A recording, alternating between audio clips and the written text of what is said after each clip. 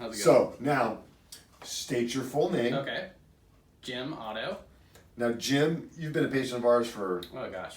4 years? 4 years? At least 4 or 5 years, exactly. Yeah. Okay. Now, am I paying you to say this? No, you're definitely not paying me to say this. No. Okay, good. No, it's Good. been great. It's been awesome. So, now you tried fish retraction for your first time.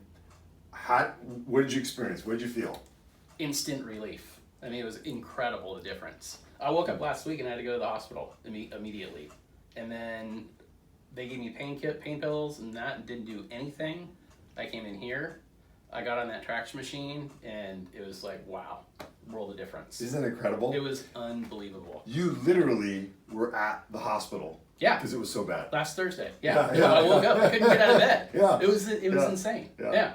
And I remember when you came in, you were kind of hesitant. You're like, hey, I'm not sure if I should even be here. Because